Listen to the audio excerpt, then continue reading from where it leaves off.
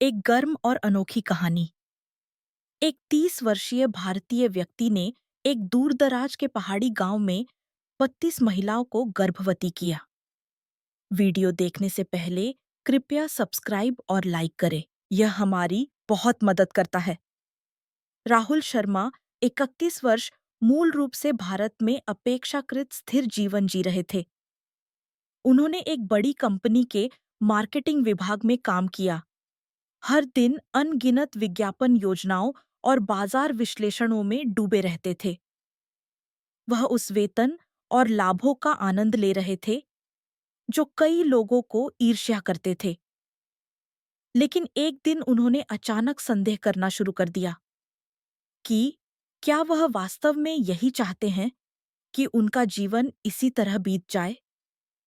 शायद बाहरी लोगों की नज़र में उनका जीवन पहले से ही काफी अच्छा था, लेकिन वह कुछ ऐसा चाहते थे जो उन्हें चुनौती दे, जो उन्हें उत्साह के साथ निवेश करने की अनुमति दे।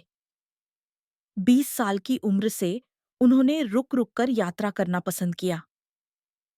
छोटी छुट्टियों में वह दक्षिण पूर्व एशिया, जापान और भारत जैसे पड़ोसी देशों में गए, अपरिचित संस्कृतियों का अनुभव किया और बेहद उत्साहित महसूस किया। वह अक्सर सोचते थे, किसी दिन मैं अपना पूरा दिल और आत्मा एक ऐसे रास्ते में डाल दूंगा जिस पर कोई नहीं चला है। जैसे ही वह 30 वर्ष की उम्र में पहुंचे, यह सपना धीरे धीरे दृढ़ हो गया। क्या होगा यदि वह वास्तव में अविकसित क्षेत्रों में व्यावसायिक अवसर खोज सके और उन्हें दुनिया भर में ला सके। आसपास के लोगों ने उन्हें बहुत जोखिम भरा होने की चेतावनी दी, लेकिन अंत में उन्होंने फैसला कर लिया। उन्होंने अपनी नौकरी छोड़ने की क्षतिपूर्ति और बचत निकाली और 21 साल की उम्र में कंपनी छोड़ दी। प्रारंभ में उन्होंने दक्षिण अमेरिका और अफ्रीका पर विचार किया, लेकिन भारत पर शोध करते समय उन्होंने हिमाचल प्रदेश और उत्तराखंड राज्यों में हिमालय की घाटियों में अभी भी अलग-थलग और पारंपरिक अल्पसंख्यकों के बारे में कुछ लेख पढ़े। इन लेखों में से कुछ ने तो यहाँ तक कि पूरी तरह से महिलाओं से बने एक अज्ञात जनजाति के अस्तित्व का भी संकेत दिया। इस विचार ने उनकी जिज्ञासा को बहुत जगाया। यदि वास्तव में ऐसी जगह मौजूद है, तो क्या वह उनके साथ सहयोग कर सकता है और एक अभिनव व्यावसायिक उद्यम शुरू कर सकता है? वह यह भी जानना चाहते थे कि पुरुषों के बिना एक समुदाय के पीछे क्या विशेष कहानी छिपी हो सकती है। वह इन विचारों से छुटकारा नहीं पा सके, इसलिए उन्होंने अपना सामान पैक किया और भारत के लिए एक विमान में सवार हो गए। दिल्ली में संक्षिप्त प्रवास के बाद वह सीधे हिमाचल प्रदेश की राजधानी शिमला गए। उन्होंने स्थानीय सराय और कैफे में मिले बैकपैकर्स और कुछ गैर सरकारी संगठन के कर्मचारियों से जानकारी एकत्र की, लेकिन ज्यादातर लोगों ने पूरी महिला जनजाति की कहानी को सिर्फ एक शहरी किंवदंती माना। हालांकि कुछ लोगों ने धीरे से कहा, मैंने हिमाचल प्रदेश और उत्तराखंड सीमाओं के पास पहाड़ों में लगभग 200-300 मीटर की ऊंचाई पर एक गांव के बारे में सुना है जिसमें लगभग कोई पुरुष नहीं है, या मुझे सटीक स्थान या नाम नहीं पता है। राहुल शर्मा ने अपने खर्चे पर एक स्थानीय गाइड और एक जीप कार किराए पर ली और उत्तर पश्चिम की ओर एक खतरनाक यात्रा शुरू की। उन्होंने 2 सप्ताह तक उच्च भूमि और घाटियों में यात्रा की, लेकिन कुछ भी नहीं मिला। क्या यह वास्तव में सिर्फ एक अफवाह है? जैसे ही वह निराश हो रहे थे, गांव के एक बुजुर्ग ने एक किंवदंती का उल्लेख किया कि एक जनजाति के पुरुष युद्ध या संघर्ष के कारण चले गए और केवल महिलाएं पहाड़ों में छिपकर रह गईं। शायद वे अभी भी मौजूद हैं, उन्होंने कहा। जिस दिशा की ओर उन्होंने इशारा किया, वह एक ऐसा क्षेत्र था जिसे मानचित्र पर केवल अस्पष्ट रूप से चिह्नित किया गया था। आम लोग वहां नहीं जाते हैं। सड़क लगभग अस्तित्व में नहीं है।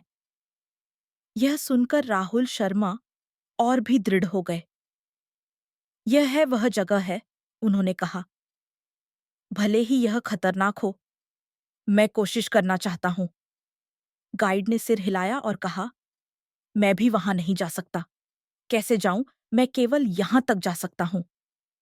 अंत में उन्होंने केवल गाइड को उनके साथ कुछ दूर तक जाने दिया और फिर सार्वजनिक परिवहन, मोटरसाइकिल मोटरसाइकिल और अपने पैरों से अपना रास्ता खोजना पड़ा। इस प्रक्रिया में एक दुर्घटना हुई और उनके साथ गए एक भारतीय गाइड गंभीर रूप से घायल हो गया। राहुल शर्मा के पास उसे पास के एक गांव में छोड़ने और अकेले ही अपनी खोज जारी रखने के अलावा कोई विकल्प नहीं था। यह एक लापरवाह साहसिक कार्य था जिसके कारण उनकी मृत्यु हो सकती थी, लेकिन उन्होंने पीछे मुड़कर नहीं देखा। मैं यहां तक आ गया हूं, मैं हार नहीं मान सकता। घाटी में कई दिनों तक चलने के बाद वह एक ऐसे क्षेत्र में पहुंचे जो वास्तव में उजाड़ था। सड़क लगभग पूरी तरह से गायब हो गई और उन्हें मोटरसाइकिल मोटरसाइकिल छोड़नी पड़ी और पैदल चलना पड़ा।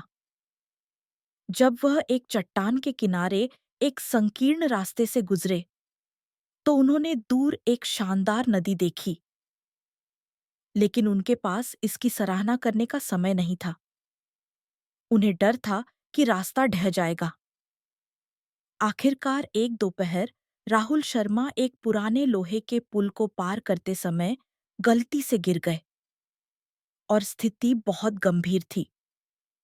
सौभाग्य से उन्होंने एक रस्सी पकड़ ली और गिरने से बच गए, लेकिन उनके शरीर पर कई चोटें आईं और वह थकावट से गिर पड़े। जैसे ही वह अचेत हो रहे थे और सोच रहे थे, अगर कोई मुझे बचाने के लिए नहीं आया तो मैं खत्म हो जाऊंगा, उन्होंने दूर एक मशाल जैसी रोशनी को करीब आते हुए देखा। फिर उन्होंने कुछ आवाजें सुनी। अरे, क्या तुम ठीक हो? कुछ हिंदी इंडियन शब्दों के साथ मिला हुआ।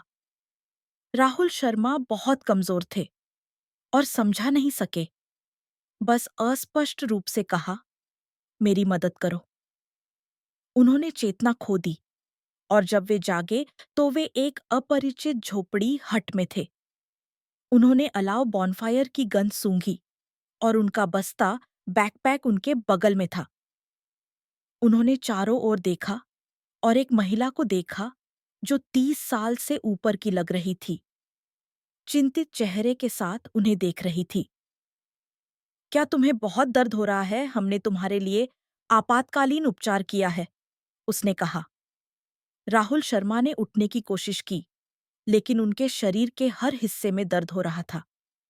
धन्यवाद, मैं खो गया हूं, महिला ने उत्तर दिया। कोई बात नहीं, यह बहुत अच्छा है कि तुम जीवित हो। एक और युवा महिला, जिसकी गोल आंखें थीं, उन्हें घूर रही थीं।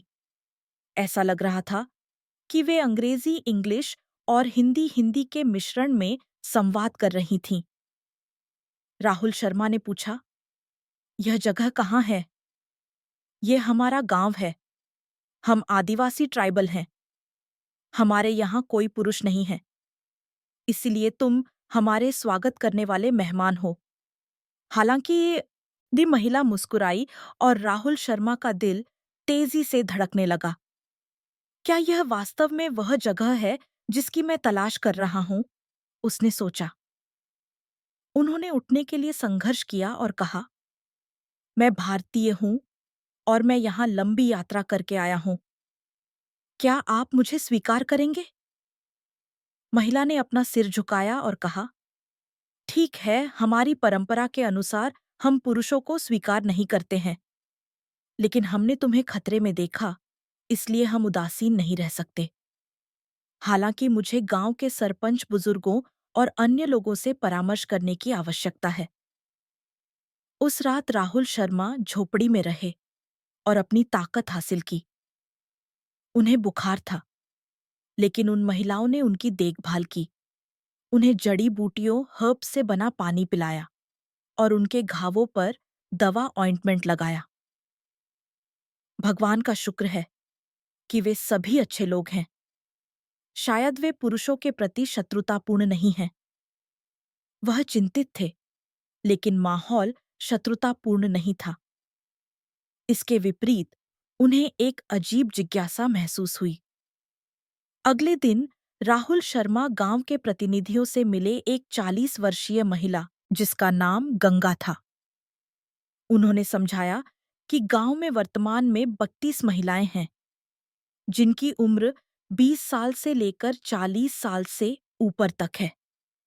विभिन्न कारणों से आदिवासी के पुरुष या तो मर गए हैं या शहरों में चले गए हैं, जिससे इन महिलाओं को अपने घरों की रक्षा करने के लिए छोड़ दिया गया है।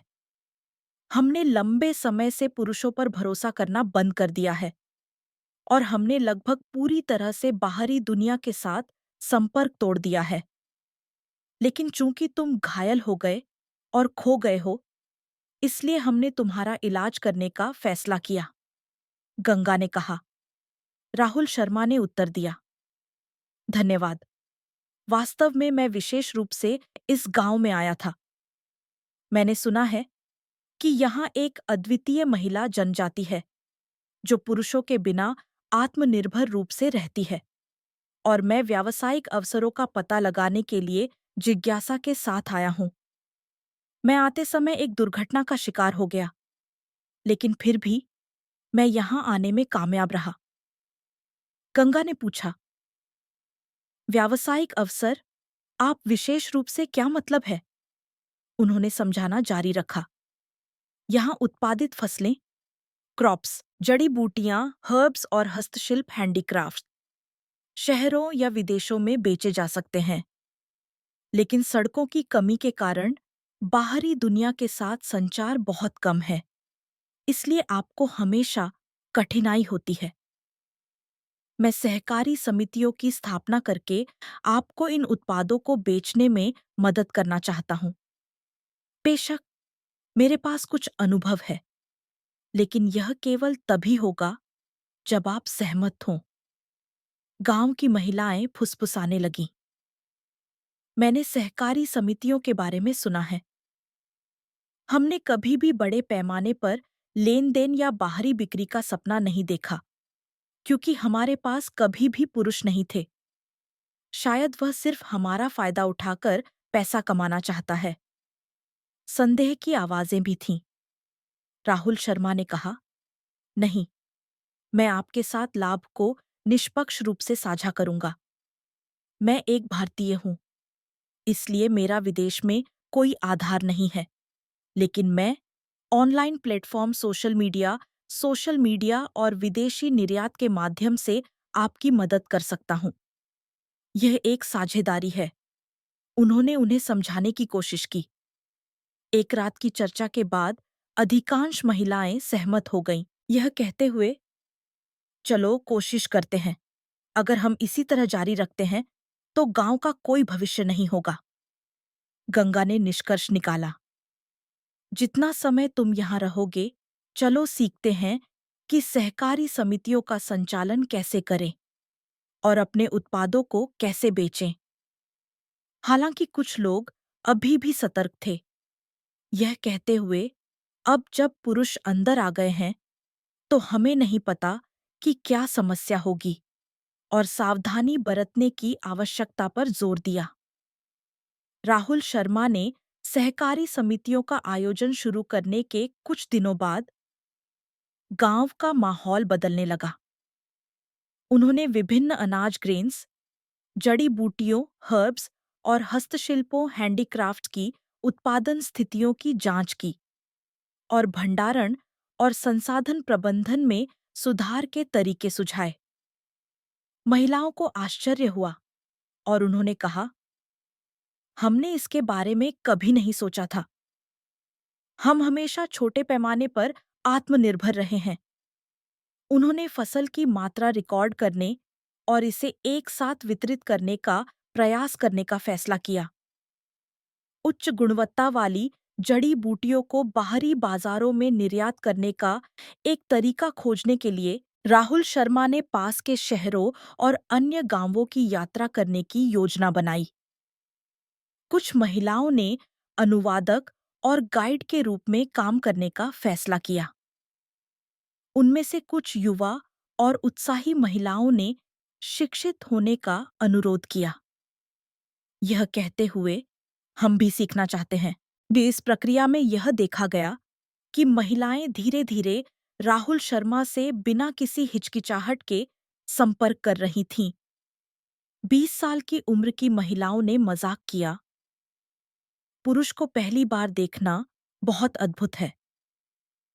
30 साल की उम्र की महिलाओं ने हार्दिक स्नेह व्यक्त किया, यह कहते हुए हमने पहले कभी किसी पुरुष के साथ इस तरह काम नहीं किया है।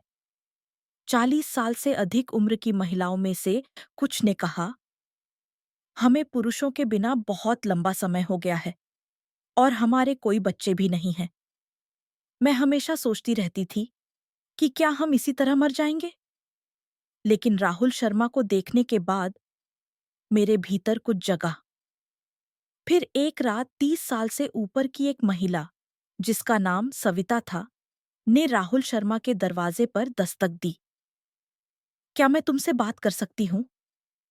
जैसे ही वह अंदर आई, उसने कहा, तथ्य यह है कि हमारे पास पुरुष नहीं है, इसलिए हम कभी भी बच्चे पैदा करने में सक्षम नहीं रहे हैं। हम हमेशा इस बात से चिंतित रहे हैं कि जनसंख्या में कमी के कारण गांव जल्द ही गायब हो जाएगा। लेकिन जब से तुम आए हो, हर कोई आशा से भरा हुआ महसूस कर रहा है। दी उसने कबूल किया। राहुल शर्मा ने उत्तर दिया, मैंने इसके बारे में सुना है। सविता ने आगे कहा, तुम जानते हो कि हमें प्रजनन करने की जरूरत है ना? लेकिन हम अभी भी इस मामले को औपचारिक रूप से उठाने में झिझक रहे हैं। उसका मतलब स्पष्ट था। वे बच्चे चाहते थे, लेकिन पुरुषों की कमी के कारण वे जानना चाहते थे कि क्या वह भूमिका निभा सकते हैं। राहुल शर्मा का मूड जटिल हो गया। क्या वे वास्तव में कुछ महिलाओं को गर्भवती करना चाहते हैं? सविता ने कहा, हमारे गांव की अधिकांश महिलाएं ऐसा करना चाहेंगी, लेकिन हम अभी भी बहुत सावधान हैं, क्योंकि हम तुम्हें ज्यादा समय से नहीं जानते हैं। व्यक्तिगत रूप से मैं वास्तव में एक बच्चा चाहती हूँ। मैं 30 साल से ऊपर की हो गई हूँ और मुझे लगता है कि अगर मैं और इंतजार करूंगी तो गर्भवती होना मुश्किल हो जाएगा। उन्होंने बहुत दबाव महसूस किया, लेकिन उन्होंने टालमटोल करते हुए कहा, यदि आप वास्तव में चाहते हैं और दोनों सहमत हैं, तो मैं शायद मदद कर सकता हूँ। थोड़ी देर और इंतजार करें, हम सभी से बात करेंगे। यदि हम एक समझौते पर पहुंचते हैं, तो हम आपसे औपचारिक रूप से अनुरोध करेंगे। कोई जबरदस्ती नहीं होगी, सविता ने कहा और वापस चली गई। कुछ दिनों बाद गांव में एक बैठक हुई। मूल रूप से वे सहकारी समितियों के संचालन और परिवहन योजनाओं पर चर्चा करने वाले थे। लेकिन अनजाने में विषय, हम भविष्य में गांव की आबादी को कैसे बढ़ाएंगे, पर चला गया।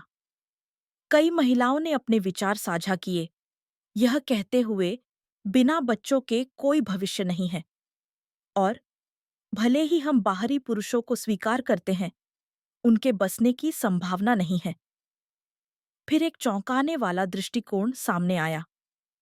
हमारे यहाँ राहुल शर्मा है, एक बाहरी पुरुष, और वह हमारे सहकारी समितियों के नेता के रूप में काम करते हैं, और वे भरोसेमंद हैं। क्या वह हमारे साथ मिलकर बच्चे पैदा नहीं कर सकते? राहुल शर्मा कुछ घबराए हुए थे और उन्होंने कहा, मैं थोड़ा आश्चर्यचकित हूँ, लेकिन अगर तुम सच में चाहते हो।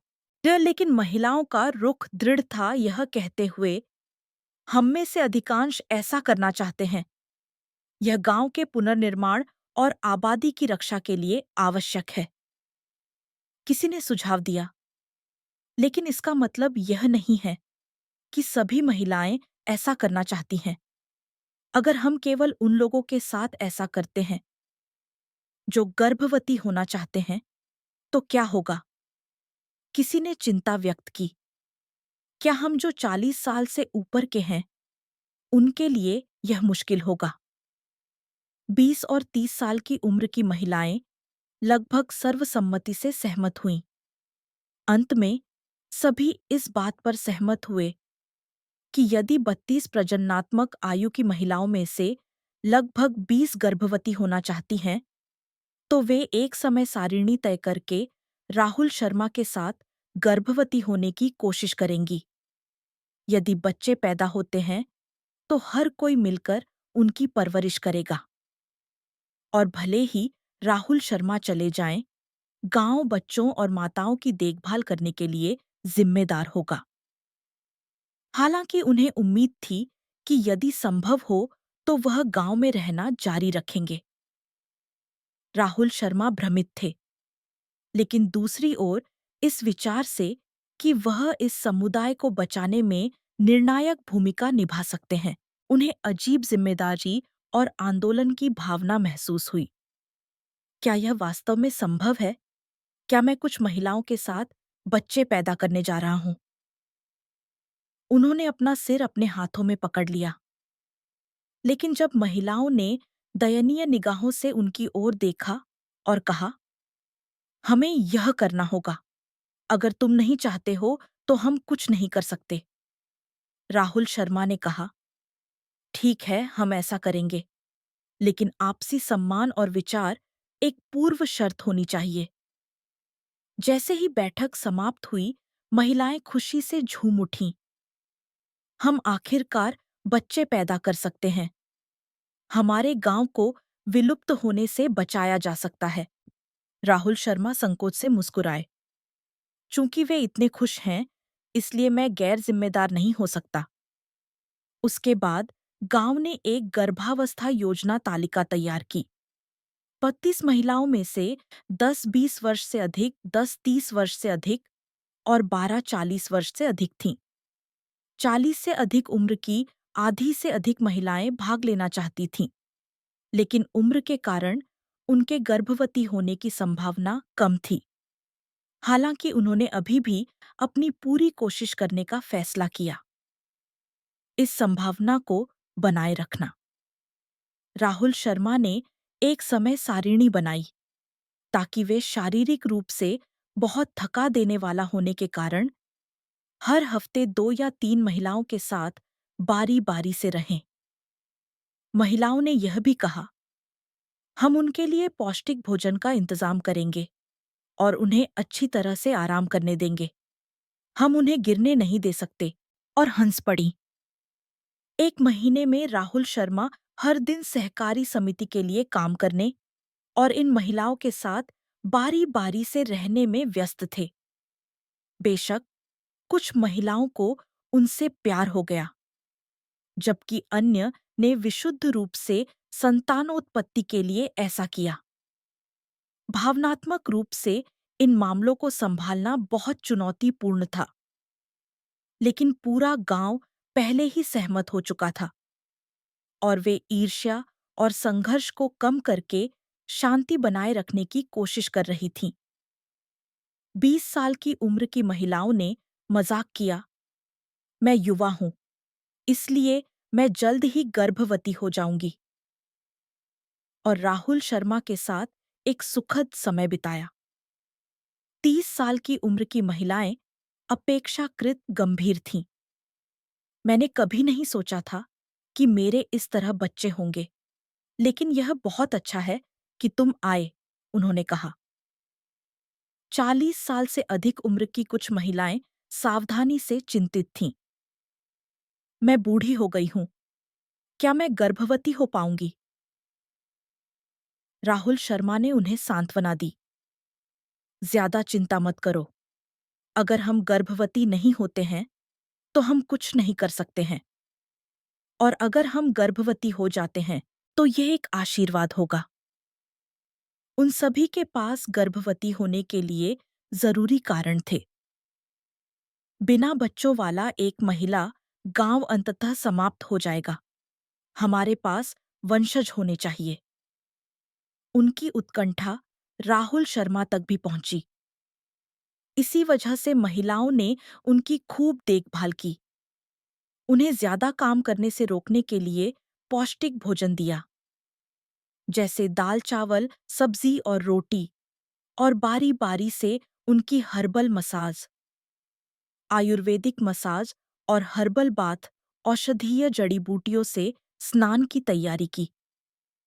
राहुल शर्मा ने मजाक किया, यह एक अजीब स्थिति है, लेकिन क्योंकि तुम लोग मेरे लिए ये काम करते हो, इसलिए मैं कड़ी मेहनत करने में भी सक्षम हूं। वह गांव में एकमात्र पुरुष थे, इसलिए उन्हें थोड़ा शर्म आ रही थी, लेकिन माहौल इतना दोस्ताना था कि सब कुछ बिना किसी बड़ी समस्या के सुचारू रूप से आगे बढ़ रहा था। महिलाओं के बारी-बारी से काम करने के कारण सहकारी समिति का कार्यक्रम पीछे नहीं छूटा और राहुल शर्मा समय-समय पर बैठकें भी करते थे और सुधार के तरीके सोचते थे। जब बच्चे पैदा हो जाएं, तो चलो पर्यावरण और शिक्षा संबंधी मुद्दों के लिए मिलकर तैयारी करें। महिलाओं ने यह भी कहा, यह सच है, जब वे बड़े हो जाएंगे तो यह गांव और भी भीड़भाड़ वाला हो जाएगा। हमें स्कूलों और चिकित्सा सुविधाओं की भी आवश्यकता है, और तुरंत चर्चा करना शुरू कर दिया। वहीं हर किसी के मन में एक प्रार्थना थी कि वे गर्भवती हो जाएं। 1 महीने से अधिक समय के बाद 2 या 3 20 साल की उम्र की महिलाओं ने कहा कि उन्हें पीरियड्स माहवारी में देरी हो रही है और सुबह की बीमारी मॉर्निंग सिकनेस हो रही है। इसलिए उन्होंने गर्भावस्था परीक्षण प्रेगनेंसी टेस्ट किया। परिणाम सकारात्मक थे। वे पूरे गांव में भाग गईं और चिल्लाईं, मैं आखिरकार गर्भवती हो गई। खबर तुरंत फैल गई। जब बाकी महिलाओं ने भी परीक्षण किया, तो 30 साल की उम्र की कुछ महिलाओं को भी इसी तरह के परिणाम मिले। कम समय में 7 गर्भावस्था की खबरें आईं। वाह! यह वास्तव में काम करता है। वे सभी बेहद उत्साहित थे। उसके बाद अन्य महिलाओं ने धीरे-धीरे अपनी गर्भावस्था की खबरों की पुष्टि की, और यहाँ तक कि 40 साल की उम्र की 2 या 3 महिलाओं को भी सकारात्मक प्रतिक्रिया मिली, जिससे हर कोई खुशी से झूम उठा। हालांकि कुछ लोगों को अभी भी कोई खबर नहीं मिली, या परीक्षण के परिणाम नकारात्मक थे, जो बताते हैं कि वे असफल रहीं। शायद यह अभी भी बहुत जल्दी है। हम 1 या 2 महीने और कोशिश करेंगे, उन्होंने कहा, बिना उम्मीद छोड़े। राहुल शर्मा के होश उड़ गए। 8 महिलाएं पहले से ही गर्भवती हैं। मुझे विश्वास नहीं हो रहा है। एक अद्भुत चीज हुई है। महिलाओं ने हंसते हुए कहा, एक आदमी ने एक बार में इतनी सारी महिलाओं को गर्भवती कर दिया। यह तो एक किंवदंती है। राहुल शर्मा ने शर्मिंदगी से कहा, इसे इतना बढ़ा चढ़ाकर मत कहो। लेकिन उन्हें थोड़ा गर्व भी था। गांव में एक उत्सव का माहौल बन गया, और गर्भवती महिलाओं की संख्या में वृद्धि के साथ भोजन और पौष्टिक सप्लीमेंट्स जैसे बादाम दूध और फल की मांग भी बढ़ गई। उन्होंने सहकारी समिति के मुनाफे का एक महत्वपूर्ण हिस्सा सरल सप्लीमेंट और खाद्य सामग्री खरीदने में लगाने का फैसला किया। उन्होंने नर्स दाई या दाई मिडवाइफ के रूप में काम करने में सक्षम कर्मियों की व्यवस्था करने पर भी विचार किया। अतीत में पुरुषों के बिना जीवन के विपरीत अब ऐसा करना संभव है, क्योंकि उनके पास एक निश्चित आर्थिक आधार है। हर कोई बहुत बदल गया है, वे खुशी से कहते हैं। अंत में लगभग 1 महीने बाद अधिकांश महिलाएं जो गर्भवती होना चाहती थीं, वे सफल रहीं। लगभग सभी 20 साल की उम्र की महिलाएं, 30 साल की उम्र की महिलाओं का एक बड़ा हिस्सा, और लगभग 40 साल की उम्र की महिलाओं में से आधी ने यह खबर साझा की। गांव तुरंत दर्जनों गर्भवती महिलाओं के घूमने का दृश्य बन गया। आप हर जगह उभरे हुए पेट वाली महिलाओं को देख सकते हैं। कई लोग सुबह की बीमारी, मॉर्निंग सिकनेस के कारण गिर रहे हैं। राहुल शर्मा को उनकी देखभाल करनी पड़ी और पूछना पड़ा, क्या तुम ठीक हो? लेकिन गर्भवती महिलाएं बहुत अधिक थीं और व्यक्तिगत रूप से उन सभी की देखभाल करना मुश्किल था। महिलाओं ने एक दूसरे की मदद करने के लिए गर्भवती महिलाओं का एक स्व-सहायता समूह, सेल्फ हेल्प ग्रुप बनाया। थक जाने पर मुझे अपना कंधा दे दो, तुम लेट जाओ और आराम करो। उन्होंने बारी-बारी से एक दूसरे की देखभाल की और सब कुछ आश्चर्यजनक रूप से सुचारू रूप से आगे बढ़ रहा था। संक्षेप में कहें तो इस दूरदराज के गांव में एक आदमी और 32 में से 20 से अधिक महिलाएं एक ही समय में गर्भवती थीं। इसलिए दृश्य वास्तव में शानदार था। अतीत में बच्चों के रोने की आवाज नहीं थी और यहां तक कि युवा पुरुष भी नहीं थे, इसलिए यह शांत था। लेकिन उम्मीद है कि यह जगह जल्द ही कई शिशुओं से भर जाएगी। हमारी जनजाति इस तरह पुनर्जीवित हो रही है। बूढ़ी महिलाओं की आंखों में आंसू आ गए। हमने सोचा था कि पुरुषों के जाने के बाद सब कुछ खत्म हो गया है, लेकिन यह इतना चतुर तरीका है। राहुल शर्मा भी इस बारे में सोचते हुए आश्चर्यचकित थे। मैं कितने बच्चों का पिता बनने जा रहा हूं? उन्होंने सोचा। लेकिन जब हर कोई खुश था, तो उनका दिल भी गर्म हो गया। इतनी सारी गर्भवती महिलाओं के कारण 8 महीने बाद प्रसव की चरम अवधि आएगी। इस दौरान सहकारी समितियों ने और मुनाफा बढ़ाने की कोशिश की।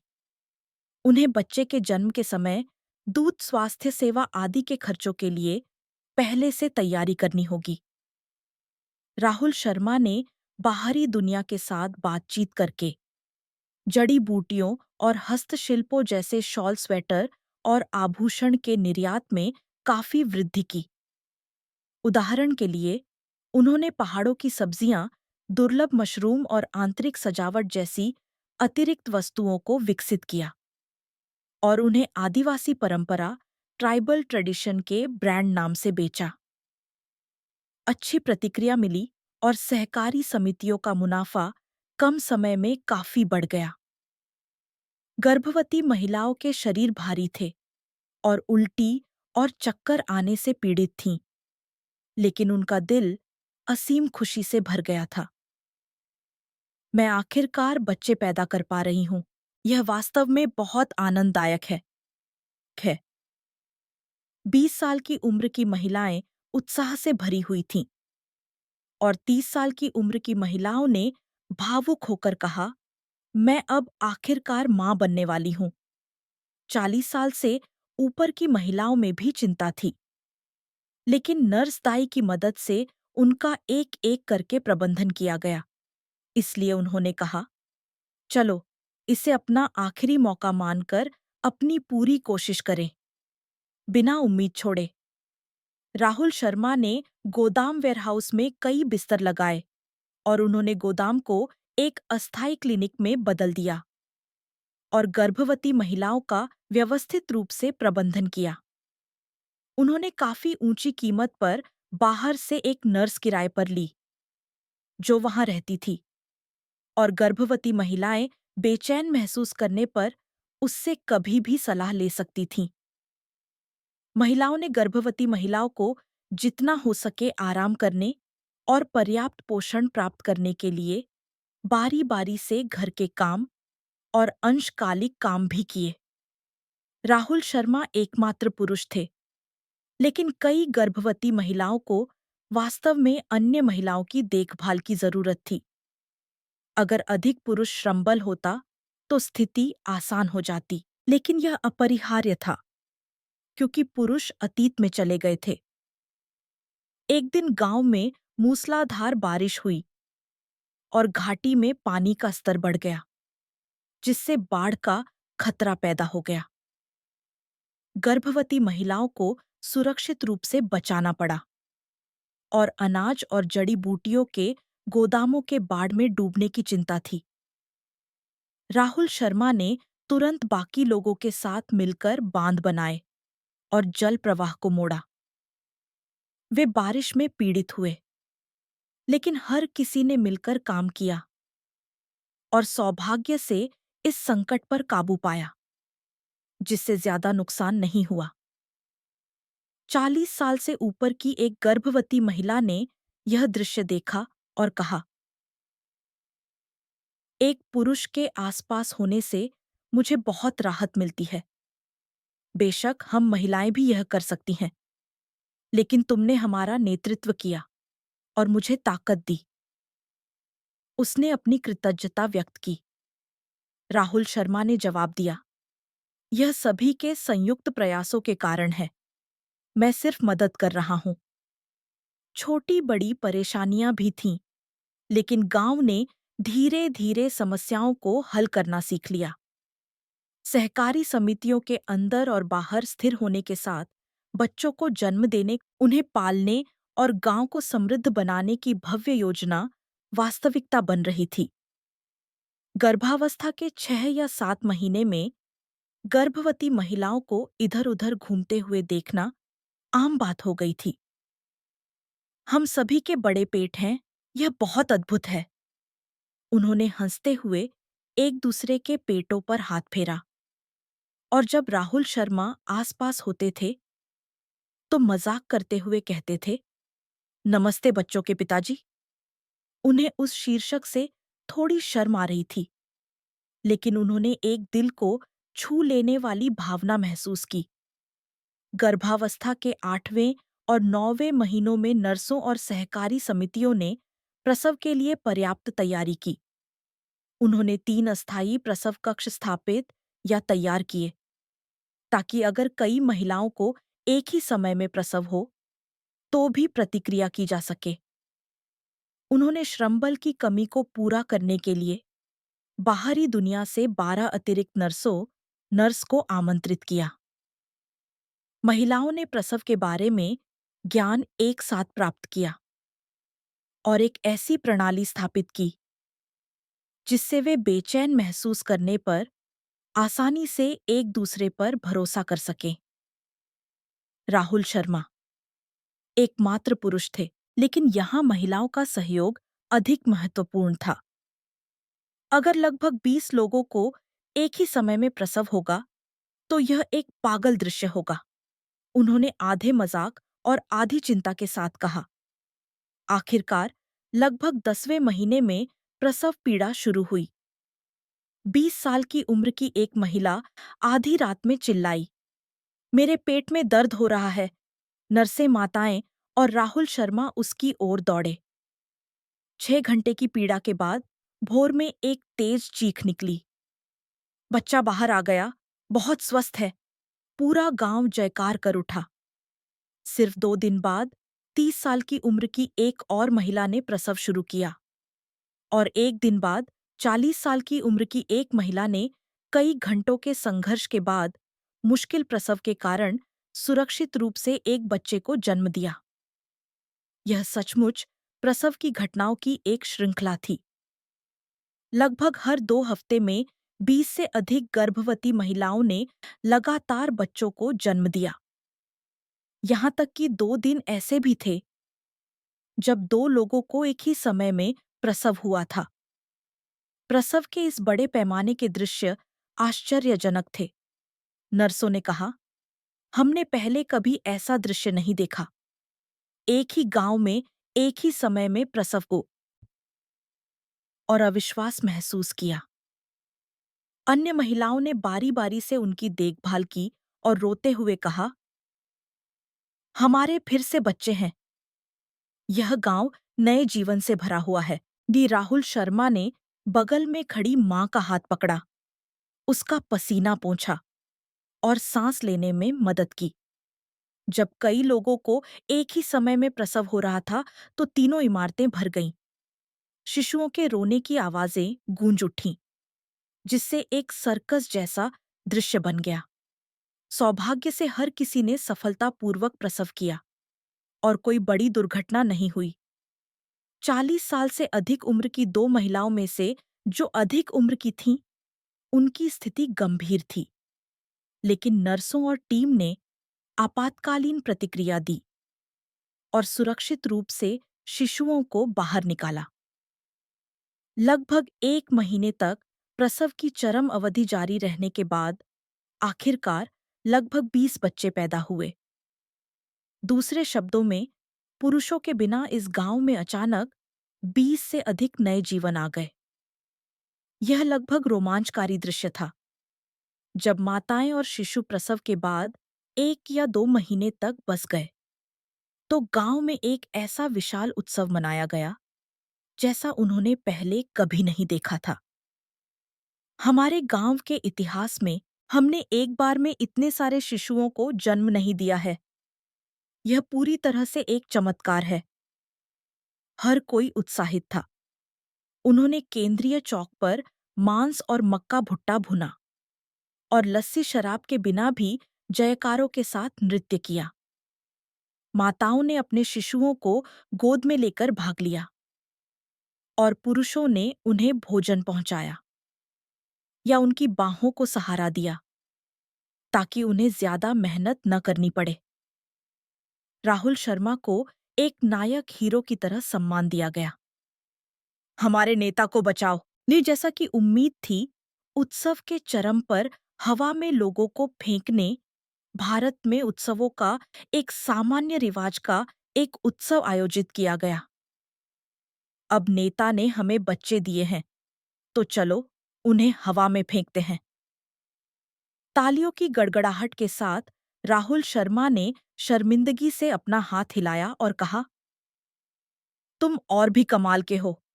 मैं सिर्फ तुम्हारे साथ काम कर रहा था। लेकिन दर्जनों लोगों ने पहले ही उसे पकड़ लिया था और उसे उठा लिया था।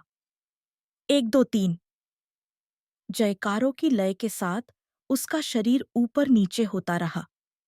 शिशुओं ने उत्सुकता से अपनी आंखें झपकाईं और माताओं ने इस दृश्य को देखने का आनंद लिया। जयकारों में वह अपनी भावना में डूब गया कि वह वास्तव में उनकी माता और नेता बन गया है। शिशुओं के रोने की आवाज फैलने के क्षण से गांव का दृश्य पहले जैसा बिल्कुल भी नहीं रहा। यह कभी शांत रहने वाली जगह अब हर सुबह शिशुओं के रोने से शुरू होती है और माताएं डायपर बदलने, डायपर या स्तनपान ब्रेस्ट फीडिंग कराने में व्यस्त रहती हैं। अब राहुल शर्मा भी हर दिन बच्चों की देखभाल करने में बहुत समय बिताते हैं। बेशक सभी शिशुओं की व्यक्तिगत रूप से देखभाल करना असंभव है, लेकिन बच्चों के पिता के रूप में वह बारी-बारी से उन्हें गोद में लेकर माताओं के उन्हें थकान से बचाने के लिए उन्हें सांत्वना देना, या जब वे रोते हैं तो उन्हें शांत करना।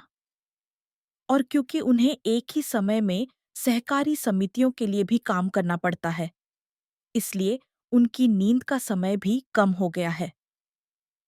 सौभाग्य से महिलाएं बारी-बारी से अंशकालिक बाल देखभाल, घर के काम और अस्पताल के काम आदि करती हैं। इसलिए एक बड़े परिवार की तालमेल में सब कुछ सुचारू रूप से आगे बढ़ रहा है। जैसा कि कहा जाता है कि एक बच्चे को पालने के लिए पूरे गांव की जरूरत होती है, और यह यहाँ पहले ही साकार हो चुका है। सहकारी समितियों ने अब वास्तव में लाभ कमाना शुरू कर दिया है। एक ऐसा पैसा जिसकी अतीत में कल्पना भी नहीं की जा सकती थी, वह आ गया है। गांव बच्चों के लिए चिकित्सा और शिक्षा सुविधाएं स्थापित करने के लिए इस पैसे का उपयोग करने की कोशिश कर रहा है। उन्होंने बाहरी अस्पतालों से संपर्क किया और नर्सों को हर हफ्ते 2 या 3 दिनों के लिए नियमित जांच करने के लिए आने के लिए अनुबंध किया। उन्हें टीके और बुनियादी दवाएं भी मिली, जो पहले से कहीं अधिक सुरक्षित हैं। इसके अतिरिक्त किसी ने यह भी माना कि 2 या 3 वर्ष से अधिक उम्र के शिशुओं के लिए एक छोटा सा कक्षा कमरा बनाया जाना चाहिए, ताकि उन्हें बुनियादी खेल शिक्षा मिल सके। राहुल ने एक खाका प्रस्तावित किया जिसमें कहा गया था, अगर बच्चे सिर्फ इस गांव में बड़े होते हैं तो उनकी दृष्टि संकीर्ण हो सकती है। इसलिए चलो उन्हें शहरों में जीवन का अनुभव करने देते हैं।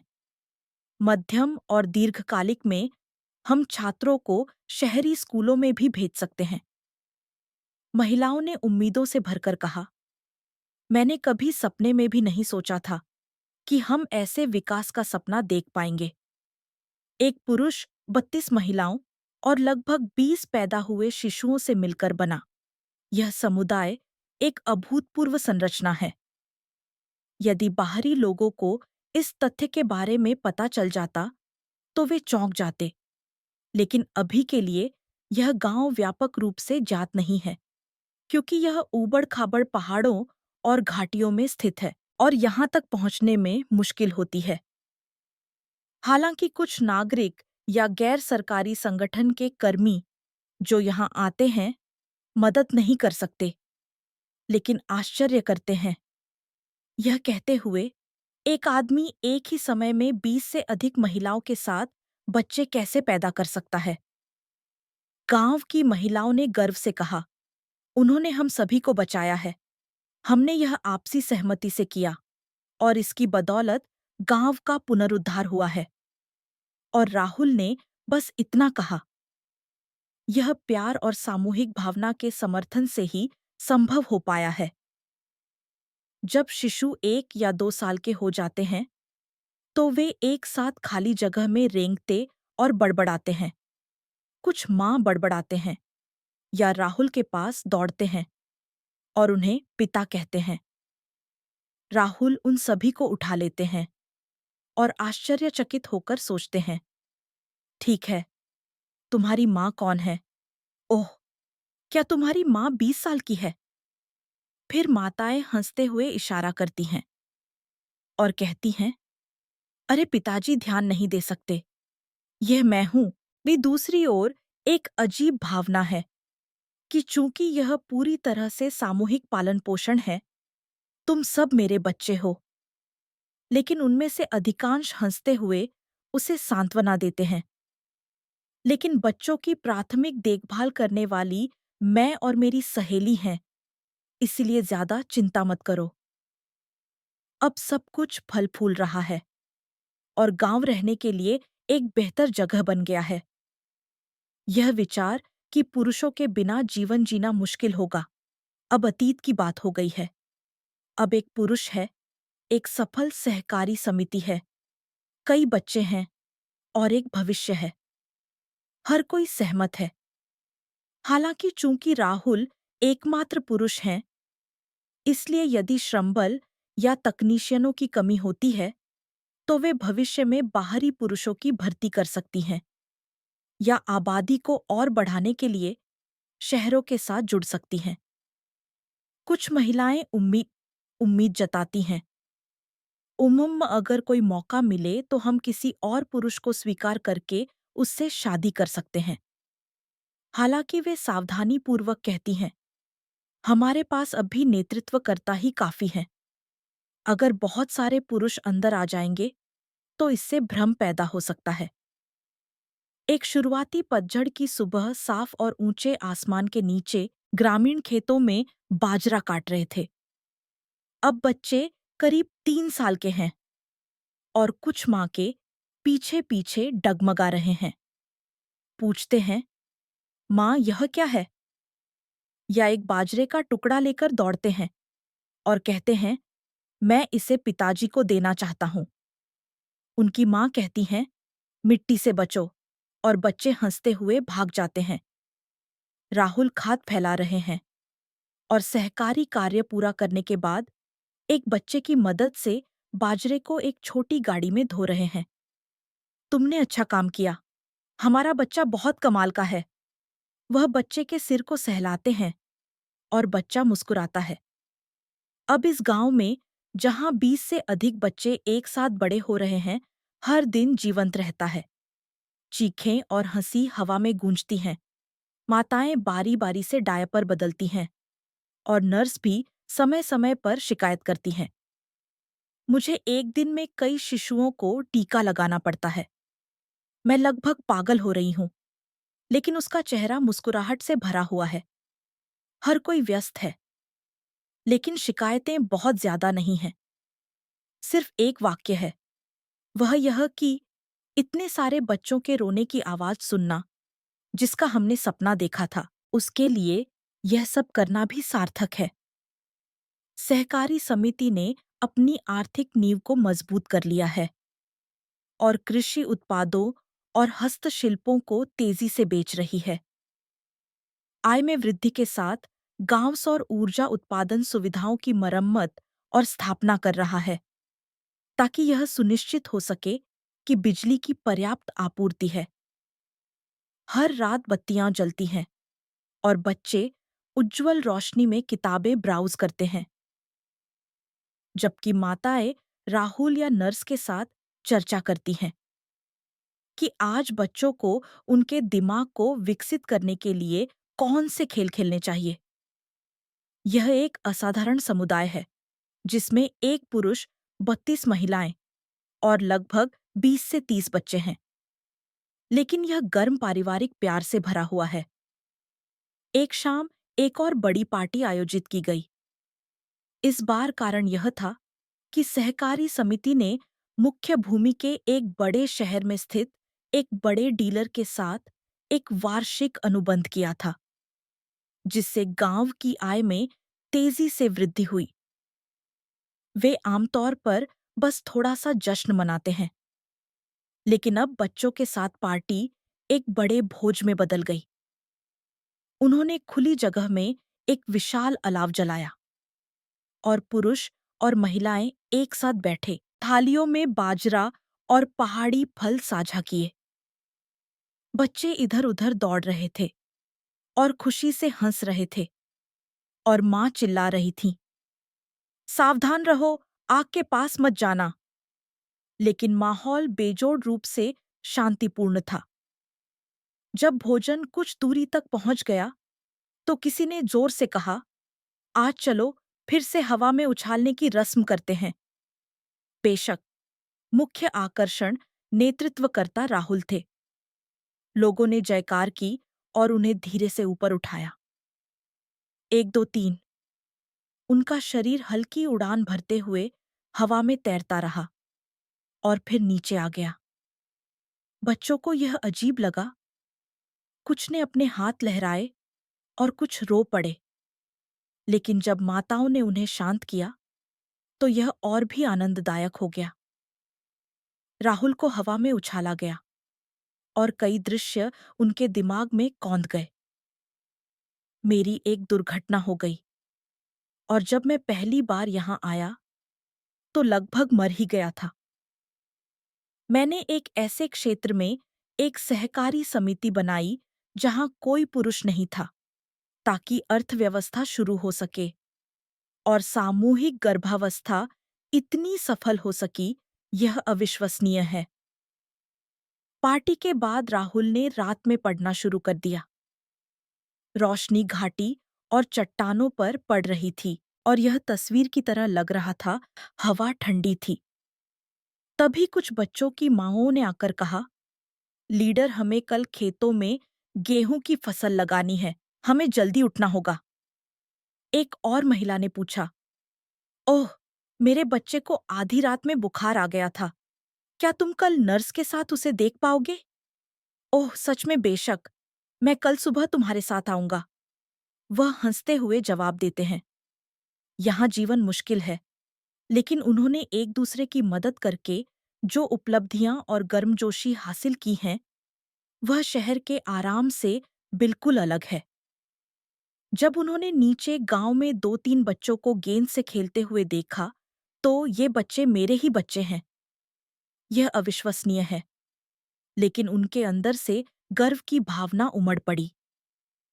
चारों ओर देखते हुए उन्होंने 40 साल की उम्र की मानों को कुर्सियों पर बैठे हुए और उनके दोपहर के भोजन के बच्चे को सुलाते हुए देखा, और 20 साल की उम्र की मानुओं को पास में अपने बच्चों के साथ खेलते हुए देखा। 30 साल की उम्र की माताएं सहकारी समिति के कागजात को संभाल रही थीं। लेकिन जैसे ही उन्होंने किसी बच्चे के रोने की आवाज सुनी, वे दौड़कर अपने बच्चों को गले लगाने चली गईं। वे व्यस्त थीं, लेकिन उनकी मुस्कुराहट कभी उनके चेहरे से नहीं हटी।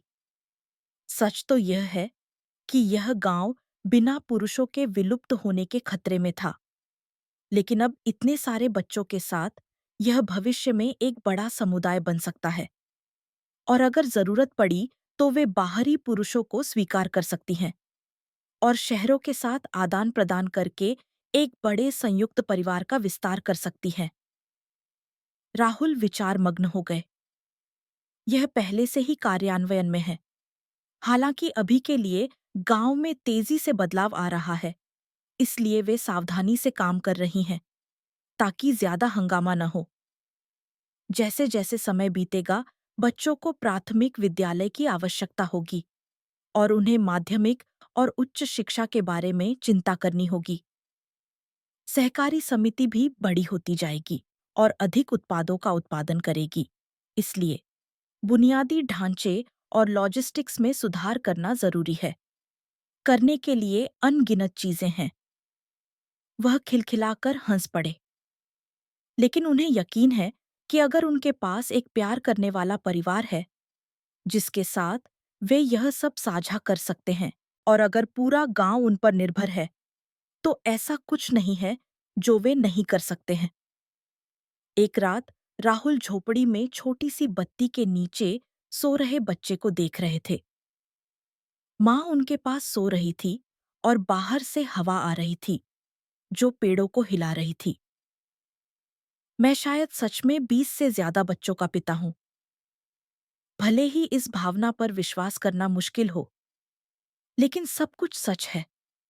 इसलिए उन्हें बहुत नया और उनके दिल में गर्मजोशी महसूस हो रही है। उन्होंने कभी नहीं सोचा था कि जब वे पहली बार यहाँ आएंगे तो चीजें इस तरह बदल जाएंगी।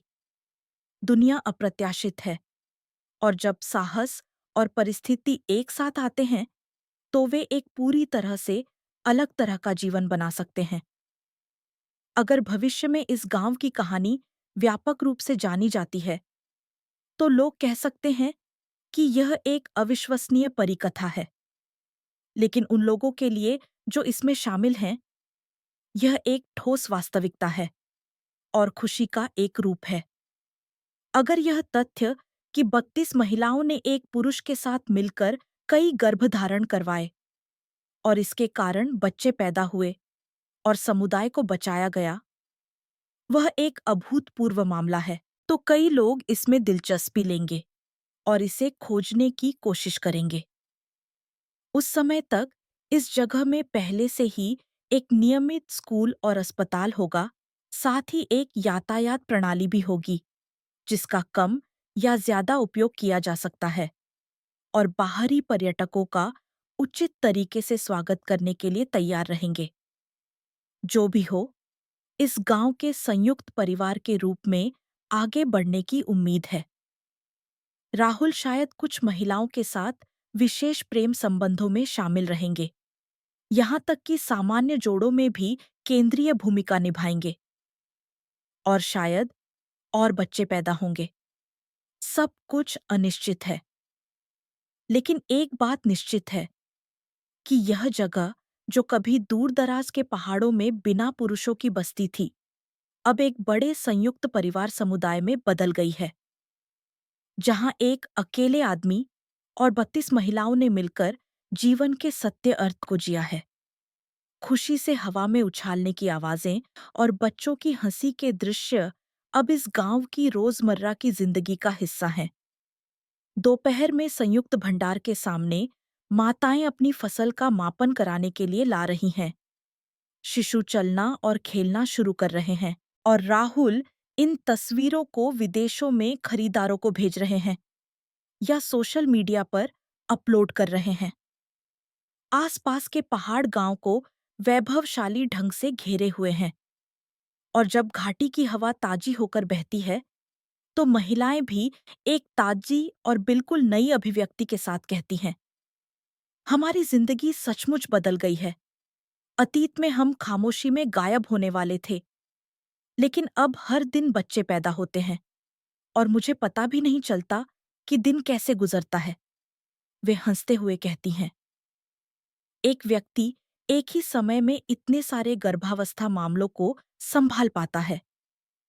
यह तथ्य अभी भी एक मनोरंजक किस्सा है, लेकिन जो लोग इसमें शामिल हैं, वे इस बात से खुश हैं कि भले ही उन्होंने ऐसा इस तरह से किया, पर उन्होंने समुदाय को बचाया। जब भी कोई और त्योहार मनाया जाता है, भले ही उसका कोई खास कारण न हो, वे एक पार्टी का आयोजन करते हैं। चलो, इस बात का जश्न मनाते हैं कि सहकारी समिति की हाल ही में हुई बिक्री बहुत अच्छी रही है के स्तर का। पार्टियों में हवा में उछालने की रस्म हमेशा होती है। लीडर, क्या आपका वजन थोड़ा बढ़ गया है? वे मजाक करते हैं और उन्हें फिर से हवा में उछालते हैं और बच्चे इस दृश्य को देखते हैं, अपने हाथ लहराते हैं और उन्हें पिताजी कहते हैं। यह सब एक विशाल पारिवारिक तस्वीर जैसा दृश्य होता है।